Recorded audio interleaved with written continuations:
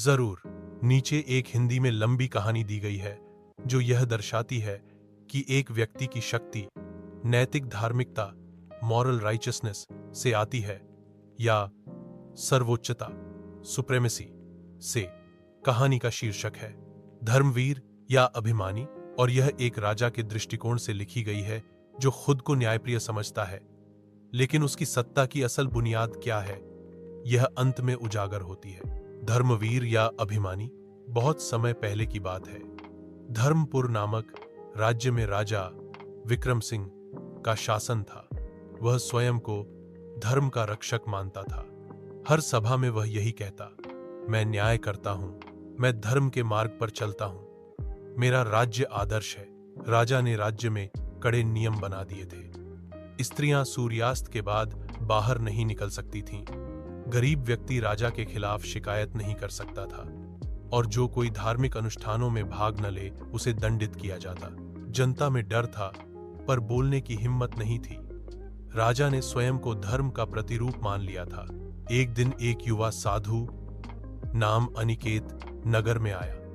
वह शांत स्वभाव का था और केवल एक चटाई, एक कमंडल और थोड़े से भोजन के साथ जीवन व्यतीत करता था। उसने देखा कि राज्य में लोग धर्म के नाम पर डरे हुए हैं, ना कि शांति से जी रहे हैं। एक दिन दरबार में राजा ने अनिकेत को बुलवाया। राजा ने गर्व से पूछा, कहो साधु, क्या तुमने ऐसा न्यायप्रिय राज्य कभी देखा है? अनिकेत ने मुस्कुराते हुए कहा, राजन, आपने जो व्यवस्था बनाई है वह नैतिकता पर नहीं, भय पर आधारित है। नैतिकता वहां होती है जहां लोग अपने दिल से अच्छाई का चयन करें, न कि डर से झुकें। राजा को क्रोध आया। तुम मुझे सिखाओगे कि धर्म क्या है? वह गरजा, मैं इस राज्य का रक्षक हूं, मेरी मर्यादा पर सवाल उठाना धर्म का अपमान है। अनिकेत शांत रहा।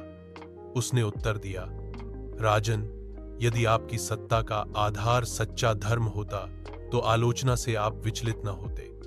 आपको डर इस बात का है कि कहीं आपकी श्रेष्ठता पर कोई सवाल न उठे। यह धर्म नहीं, अभिमान है। राजा स्तब्ध रह गया। उस रात वह बहुत देर तक सोचता रहा। उसे याद आया कि बचपन में उसकी मां ने कहा था, सच्चा धर्म वह है जो अपने से नीचे को नहीं दबाता, बल्कि उसे साथ लेकर चलता है। अगले दिन राजा ने दरबार में घोषणा की, आज से धर्म का अर्थ मेरे लिए दूसरों को नियंत्रित करना नहीं, बल्कि उन्हें समझना और सहयोग करना होगा। राजा ने अपने कई नियम बदल दिए। स्त्रियों को समान अधिकार दिए गए, गरीबों की बात सुनी जाने लगी, और धर्म के नाम पर जबरदस्ती बंद हुई। अनिकेत चुपचाप अगले नगर को चल पड़ा और पीछे छोड़ गया एक राजा जो अब वास्तव में धर्मवीर था, न कि अभिमानी सर्वोच्च। निष्कर्ष, इस कहानी में शुरुआत में राजा विक्रम सिंह की सत्ता सर्वोच्चता, सुप्रेमेसी पर आधारित थी। वह खुद को धर्म का अंतिम सत्य समझता था और दूसरों को दबाता था।